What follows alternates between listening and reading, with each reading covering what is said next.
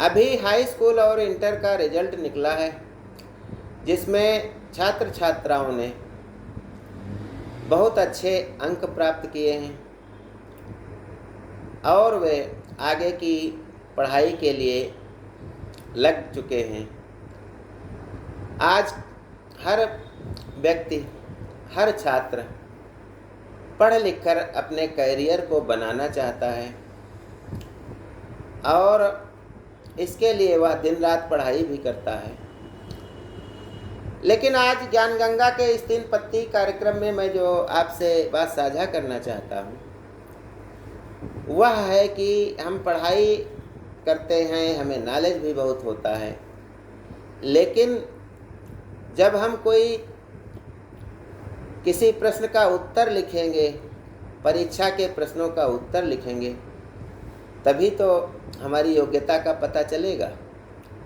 तो यह जो योग्यता का पता चलने वाला है, लिखना है, तो जब हम लिखते हैं, चाहे कंपटीशन की तैयारी करने वाले बच्चे हों, चाहे पढ़ने वाले बच्चे हों, कक्षा 1 से MA तक के बच्चे हों, उन्हें याद रखना चाहिए कि जब कोई कॉपी चेक की जाती है तो सबसे पहला प्रभाव जो परीक्षक पर पड़ता है वह बच्चे की राइटिंग का होता है, हैंड राइटिंग यानी हस्तलेख का होता है।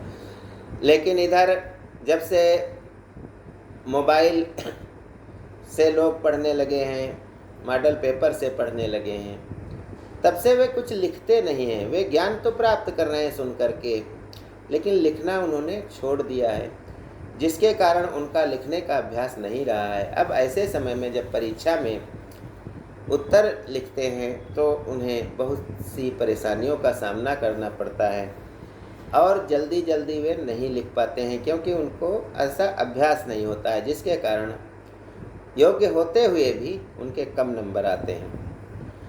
तो इस बारे में जब हम देखते हैं कि पुराने समय में सुलेख लिखने के लिए दिया जाता था बच्चों को कि घर से सुलेख लिख के लाइए, सवेरे उसको चेक करता था अध्यापक और गुड, वेरी गुड देता था, तो बच्चे बहुत खुश होते थे, ऐसा लगता था कि उन्हें सब कुछ मिल गया है। धीरे धीरे यह परंपरा खत्म हो गई।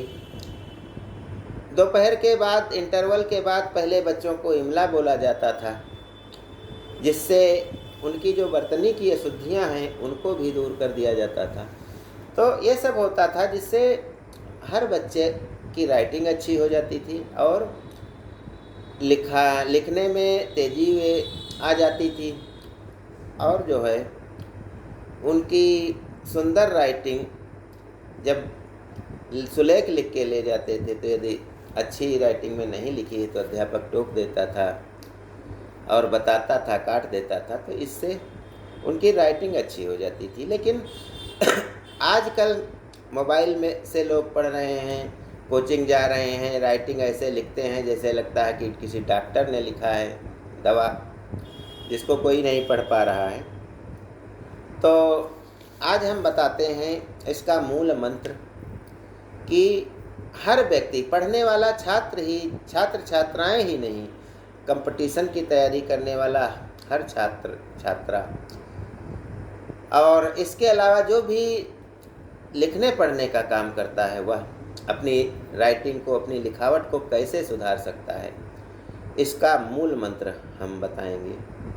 वह होता है कि अक्षर जो हैं आप सीधे रखिए, हर अक्षर और हर मात्रा सीधे रखिए, यानी दाएं बाएं किसी तरफ उनको मत झुकाइए। और अगली जो बात जो होती है, पहली बात तो अक्षर सीधे लिखेंगे, दूसरी बात है समान आकार के होंगे। ये नहीं रा 3 अक्षरों के बराबर लंबा बना दिया है, मात्रा चेटी की टांग जैसी छोटी बना दी है और कोई अक्षर बड़ा कर दिया है, तो नहीं, समान आप अक्षर लिखिए, समान आकार के अक्षर लिखिए और सीधे अक्षर और मात्रा लिखिए, किसी तरफ झुकाव मत रखिए।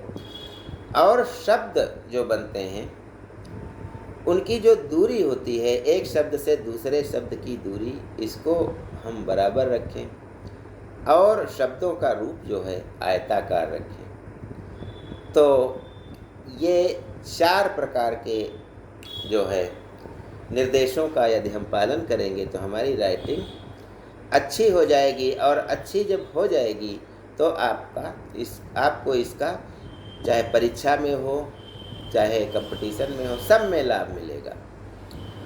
तो इस प्रकार हम जानते हैं कि इसको यदि कविता के रूप में भी कहा जा सकता है, सीधे अक्षर मात्रा रहे समानाकार, यानी अक्षर और मात्राएं हम सीधे रखें और समान आकार के रखें। सीधे अक्षर मात्रा रहे समान आकार और शब्द दूरियां बराबर, शब्द की दूरी बराबर, शब्द के बीच में जो गैप छोड़ा जाता है वो थोड़ा छोड़िए और बराबर गैप छोड़िए हर शब्द के बाद में। और रूप आयताकार, शब्द का रूप यदि हम आयताकार बना लेते हैं यानी आयत जैसा, तो इससे हमारी राइटिंग स्वतः ही अच्छी हो जाएगी। आप लोगों को मैं दिखा भी रहा हूँ, आप इसको देख लीजिए।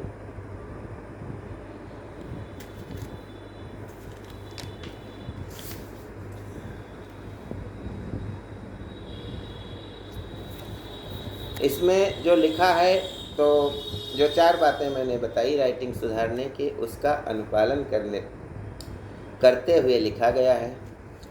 और यदि हम इसको थोड़ा सा अभ्यास में ले आते हैं तो अच्छी लिखावट लिखने से हमें कोई नहीं रोक सकता। और यदि अच्छी लिखावट हो जाएगी तो इसका प्रतिफल हमें मिलेगा, हमारे कुछ नंबर भी बढ़ जाएंगे।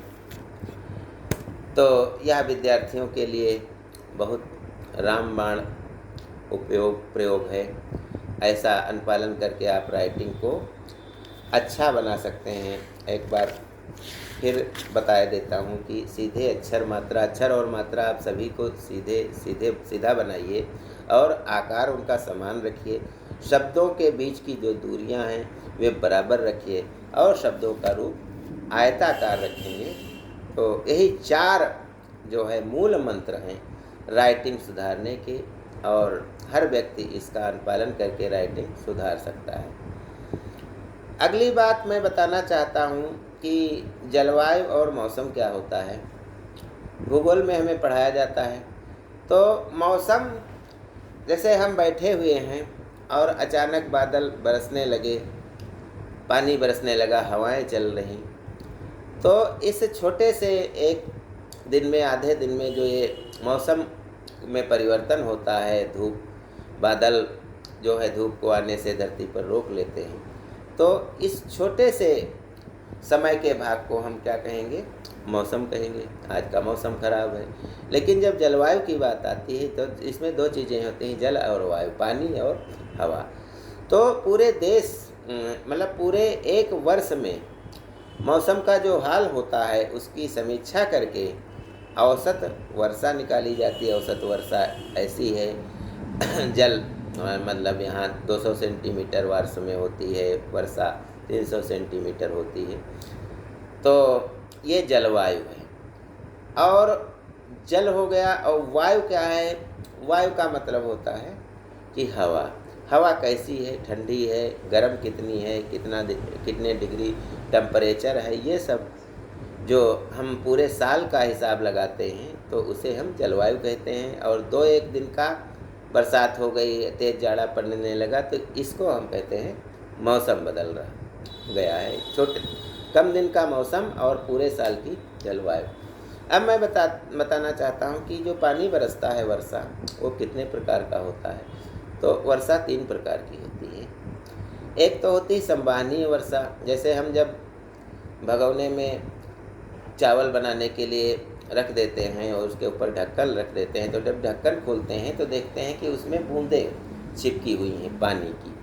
ये पानी की बूंदें कैसी हैं कि भाप बनके जब ऊपर उठी तो उसमें नमी थी, और वह नमी जब ऊपर से ठंडक पाई, नीचे तो गर्म है, आग जलाई जा रही है भगोने के, लेकिन ऊपर से जब ठंडक मिली तो वह नमी जो है फिर से पानी में बदल गई।